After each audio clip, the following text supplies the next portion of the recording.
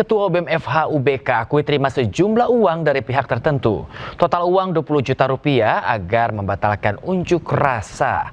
Pihak kampus telah memanggil mahasiswa dan membentuk tim investigasi.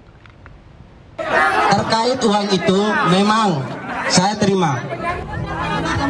Muhammad Abdi Mauludin, Ketua Badan Eksekutif Mahasiswa Fakultas Hukum Universitas Bung Karno, mengakui menerima sejumlah uang.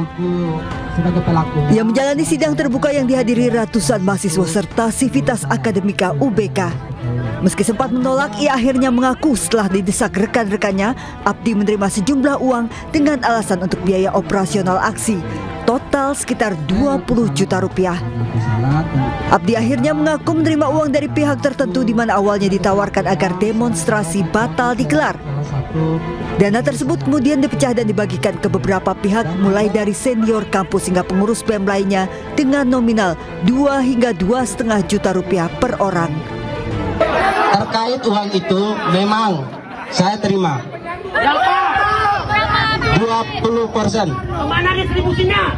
Sebutin orang-orang. Saya memakai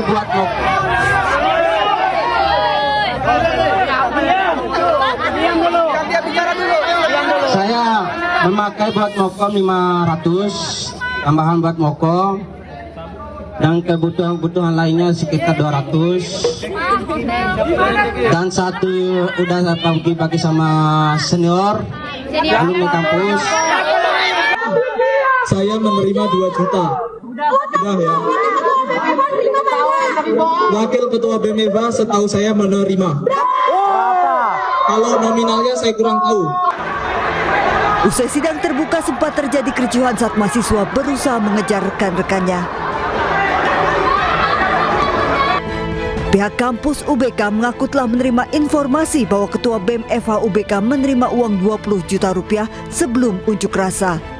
Dalam kasus ini kami sudah memanggil Ketua BEM Fakultas Hukum Saudara Abdi, dan dia sudah membuat pengakuan secara resmi kepada kami pihak universitas bahwa dia menerima uang sebesar 20 juta melalui oknum senior alumni dari Fakultas Hukum UBK yang diserahkan oleh oknum aparat kepolisian. Jadi ada pengakuan dari yang bersangkutan. Dalam proses ini, kami Universitas Bung Karno sudah membentuk tim investigasi. Sebelum polemik ini pecah, Abdi bersama perwakilan mahasiswa lainnya sempat diterima oleh Wakil Presiden Gibran Rakabuming Raka di Istana Wapres. Mereka menyampaikan sejumlah tuntutan. Dari Jakarta, tim liputan iNews melaporkan.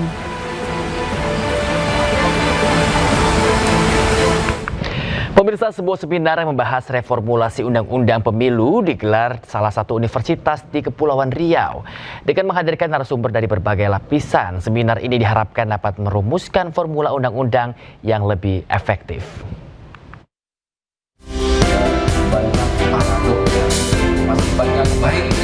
Fakultas Ilmu Sosial dan Ilmu Politik Universitas Riau Kepulauan atau UNRIKA menggelar sebuah seminar nasional yang membahas reformulasi Undang-Undang Pemilu 2029.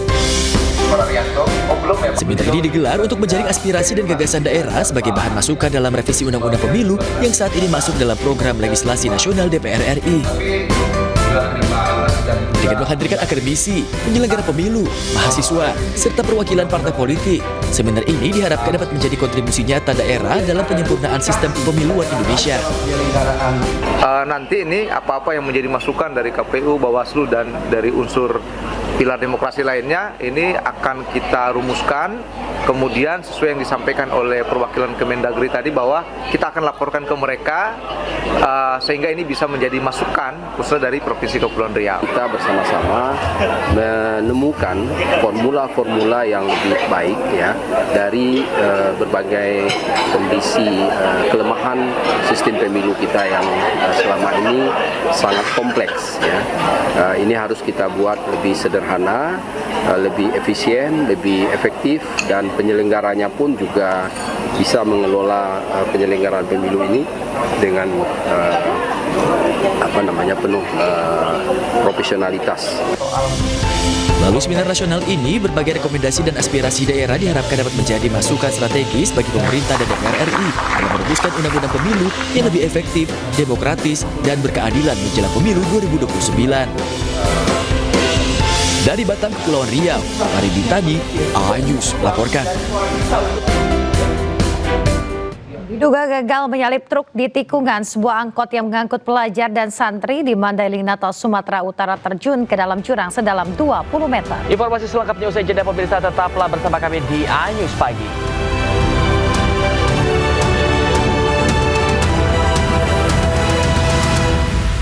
Bisa kami mengucapkan selamat menunaikan ibadah sholat subuh bagi Anda yang menjalankan di wilayah Jakarta dan sekitarnya. Kini kita ke informasi berikutnya, pemirsa. Seorang pria nekat menyerang dua anggota Satlantas Polresta Jambi menggunakan sebilah samurai di depan pasar Angso Duo. Tak butuh waktu lama, kurang dari 24 jam, polisi berhasil meringkus pelaku yang belakangan diketahui positif mengkonsumsi narkoba jenis sabu.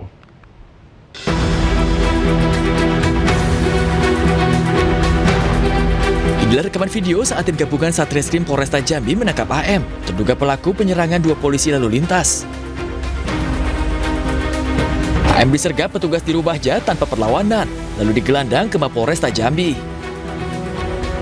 Penangkapan ini menyusul aksi brutal pelaku yang tega membacok dua petugas menggunakan samurai saat korban sedang mengatur lalu lintas. Akibatnya, kedua anggota polisi mengalami luka-luka. Dari hasil tes urin, pelaku nyatanya positif menggunakan sabu.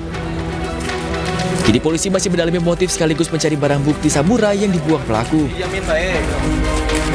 Dari kota Jambi, Andrianus Susandra, A-News melaporkan.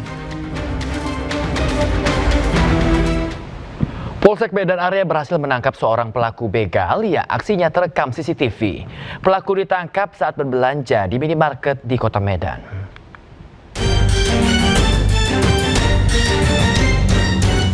Inilah rekaman aksi begal yang menimpa ibu rumah tangga di Kecamatan Medan Area pada 13 Mei 2026 lalu. Usai aksinya viral, polisi akhirnya berhasil menangkap pelaku berinisial MRS.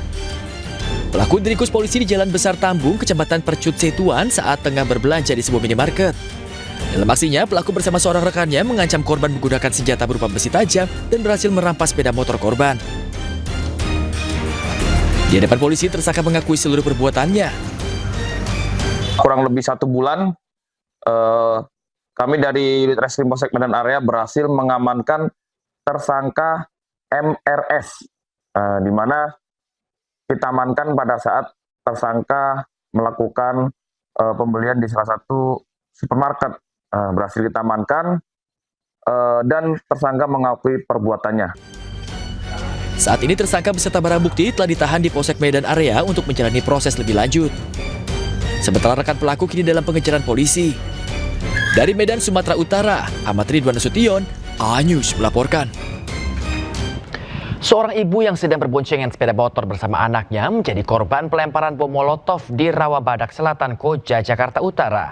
Diduga ibu dan anak tersebut menjadi korban salah sasaran.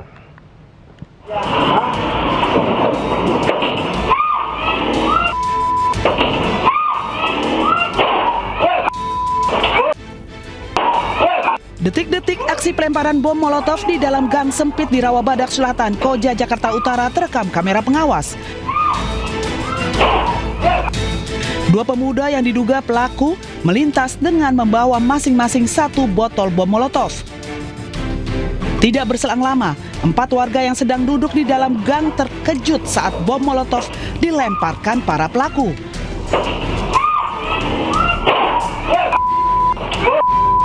Seorang ibu yang berboncengan sepeda motor dengan anaknya terjatuh akibat lemparan bom molotov tersebut. Warga berusaha mengejar para pelaku, memadamkan api, serta menolong korban yang terjatuh. Ibu dan anak yang berboncengan sepeda motor merupakan korban salah sasaran. Diduga para pelaku mengincar salah satu warga yang sedang duduk di lokasi kejadian. Karena pria yang menjadi sasaran pelaku diduga menjalin hubungan dengan mantan istri salah satu pelaku. Itu lagi pada duduk ya kan, lagi pada duduk tuh tetangga-tetangga saya gitu.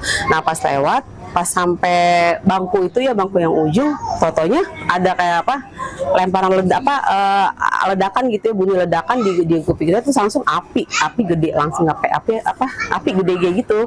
Terus apinya itu kena motor saya. Nah jadi saya kaget ya, namanya api gede gitu kan sampai kemana-mana, ya itu saya panik langsung nabrak tembok gitu.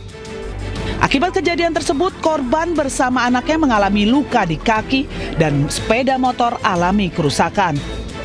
Kasus tersebut ditangani Polsek Koja, Jakarta Utara.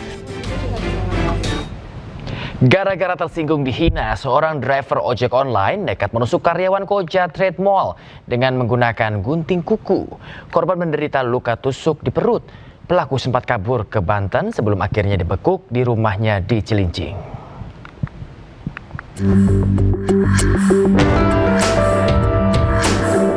Kamera pengawas merekam detik-detik sebelum terjadinya penusukan karyawan sebuah mal yang dilakukan oleh pengemudi ojek online di kawasan Jakarta Utara. Kejadian bermula setelah pengemudi ojek online ini cekcok dengan seorang karyawan mal tersebut. Tidak terima dihina, pengemudi ojol langsung mengeluarkan gunting kuku dan menganiaya korban. Korban yang mengalami luka di perut langsung dibawa ke rumah sakit untuk diberi pertolongan. Polisi berhasil menangkap pelaku di Kafling Tipar Timur, Semper Barat, Cilincing. Karena ucapan yang dirasa tidak mengena di hatinya driver Shopee Food, maka dia ngerasa keberatan dan dia emosi saat itu. Iya, ucapannya itu ngomong yang sara gitu ke dia. Jadi dia ngerasa hal itu menyinggung dia, sehingga dia mengeluarkan alat tusuk tersebut. Akibat perbuatannya, pelaku dijerat pasal 466 ayat 1 KUHP dan terancam hukuman 2 tahun 6 bulan penjara. Polisi menegaskan kasus ini murni dipicu emosi sesaat akibat salah paham dalam tutur kata. Dari Jakarta, Rizky Falufi, iNews melaporkan.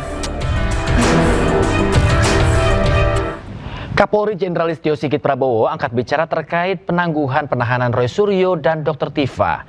Menurut Kapolri, kewenangan terkait penahanan kini telah beralih ke Kejaksaan setelah Polri menyerahkan berkas perkara dan tersangka dalam proses tahap 2.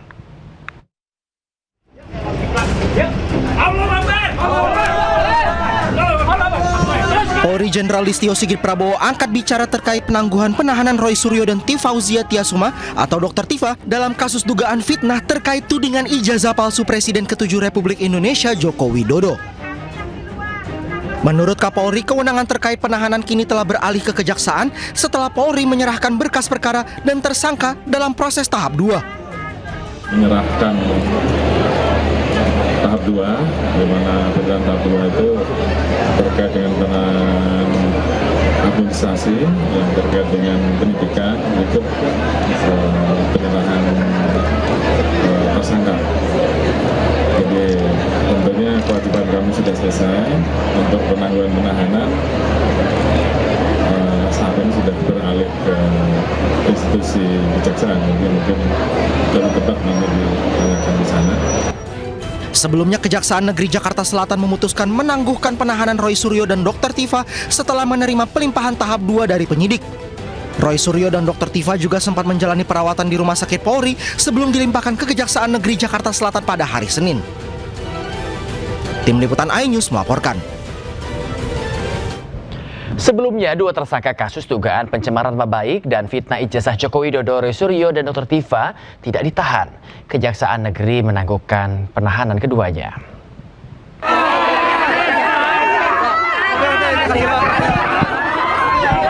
Roy Suryo dan Dr. Tifa disambut meriah puluhan pendukungnya di depan kantor Kejari Jakarta Selatan. Puluhan pendukung yang sebagian kaum ibu-ibu berteriak histeris menyalami dan memeluk kedua tersangka. Keluarga menjamin penangguhan Roy Suryo dan Dr. Tifa. Di mana Kejaksaan memutuskan tidak menahan kedua tersangka didasarkan keyakinan bahwa kedua tersangka bersikap kooperatif dan selama proses penyelidikan tidak akan melarikan diri serta tidak menghilangkan barang bukti. Podcast silakan hidup terus, silakan dapatkan nikmat. Allahu Akbar, Allahu Akbar, Allahu Akbar, Allahu Akbar, merdeka, merdeka. Bismillahirrahmanirrahim. Ya, alhamdulillah saya secara pribadi, Roy Suryo Triprojo, ya mengaturkan banyak terima kasih untuk yang terjelas adalah kepada sahabat setia saya, Dr. Tifausia Tiasuma, ya yang terus kami terus berjuang. Ya, kami tidak memperhitungkan siapa yang di luar sana. Juga kepada 3 sahabat kami yang lain, Ibu Kurnia Triuryani, Mas Rizal Fadilah, juga Pak Arus Samad, dan terutama yang tidak bisa kami lupakan, seluruh lawyer-lawyer yang luar biasa, ya luar biasa. Ya mohon maaf saya tidak bisa sebutkan satu persatu, ya mulai dari Mas Refli sampai yang semuanya. Dan tentu saja kepada teman-teman semua, awak media, para jurnalis, para YouTuber, dan juga kepada seluruh masyarakat Indonesia. Ini insya Allah kemenangan rakyat Indonesia. Amin. Dan saya hanya ingin mengaturkan puji syukur kepada Tuhan Yang Maha Kuasa, Allah Subhanahu Wa Taala, bahwa perjuangan kami belum selesai. Sampai dengan hari ini kami masih akan terus berjuang menegakkan kebenaran yang ada. Dan mohon terus supportnya, dan insya Allah kami berdua tetap kuat, tidak seperti para pengkhianat. Sekali lagi saya bersyukur karena pada hari ini ternyata kebenaran tidak padam di negara kita. Kebenaran menyala dengan adanya pembebasan kami berdua pada hari ini. Insya Allah kami terus istiqomah dan kami terus mengajak seluruh rakyat Indonesia jangan pernah takut menegakkan kebenaran. Dan kepada para ilmuwan, kepada para peneliti, ini adalah saatnya kita bicara tentang kebenaran. Kita dukung kebaikan bagi negara ini dengan semua ilmu yang kita miliki. Jangan pernah takut untuk bicara tentang kebenaran. Setelah pelimpahan berkas tersangka tudingan ijazah palsu Roy Suryo dan Tifausia Tiasuma akan segera disidang di Pengadilan Negeri Jakarta Timur. Dan sebagai informasi penutup, dengan mempertimbangkan perkara ini telah menyita waktu dan perhatian masyarakat sehingga dikategorikan dalam kualifikasi perkara penting, sehingga perlu untuk sesegera mungkin perkara tersebut harus memperoleh kepastian hukum. Untuk itu, sesegera mungkin pula berkas perkara dan surat dakwaan akan dilimpahkan ke pengadilan negeri yang berwenang. Dan berdasarkan keputusan Ketua Mahkamah Agung RI menunjuk Pengadilan Jakarta Timur yang akan memeriksa dan memutus perkara ini. Presiden ke-7 RI Joko Widodo menanggapi tidak ditahannya Roy Suryo dan Tifausia oleh Kejari Jakarta Selatan di kasus dugaan fitnah ijazah. Menurutnya itu kewenangan penuh dari kejaksaan.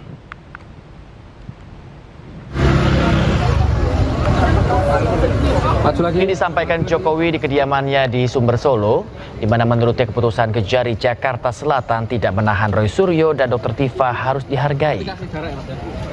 Jokowi menegaskan akan mengikuti proses hukum yang ada hingga di persidangan. Disinggung apakah kecewa dengan keputusan Kejari Jakarta Selatan yang tidak menahan Roy Suryo dan Dr. Tifa, Jokowi mengatakan kewenangan kejaksaan.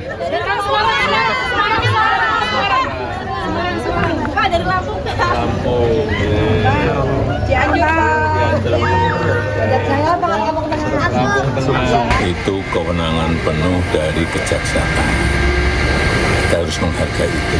Yang paling penting kita ikuti proses hukum yang ada sampai nanti di persidangan. Kubu Roy CS tuding ada kekuatan tertentu di balik penangkapan Roy dan Dr. Tifa. Namun dengan tegas polisi membantahnya.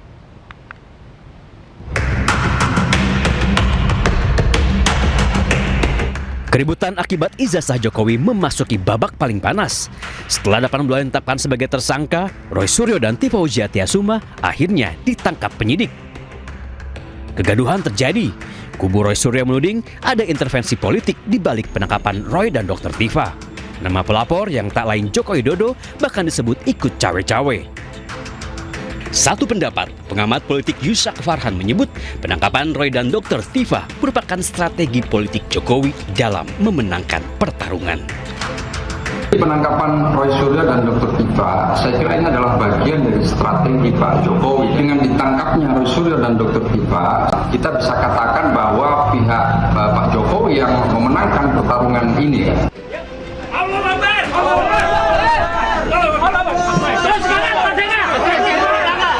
Polisi menepis semua tudingan. Direktur Reserse Kriminal Umum Polda Metro Jaya, Kombes Pol Iman Imanuddin menegaskan tidak ada intervensi politik apapun. Kalau intervensi, saya kira lebih tepatnya ke mencoba menghalang-halangi atau mengganggu atau menghambat proses penyidikan ya. Karena upaya-upaya untuk supaya penyidikan ini terhambat atau penyidikan ini mengalami gangguan, ya tentunya penyidik tetap kita hadapi dengan bijak. Sebelumnya, kuasa hukum Roy Suryo Ahmad Husnudin menuding ada tangan Jokowi di balik penangkapan Roy dan Dr. Tifa. Husnudin bahkan menyebut penangkapan Roy dan Dr. Tifa hanya demi melayani kepentingan Jokowi. Apakah Anda cukup puas dengan peristiwa hari ini? Atau Anda justru kurang puas, ingin Roy Suryo dan kawan-kawan ini ditahan semuanya? Setelah 8 bulan menjadi tersangka, Roy dan Dr. Tifa ditangkap penyidik Polda Metro Jaya. Polisi kemudian melimpahkan kasus keduanya ke Kejari Jakarta Selatan.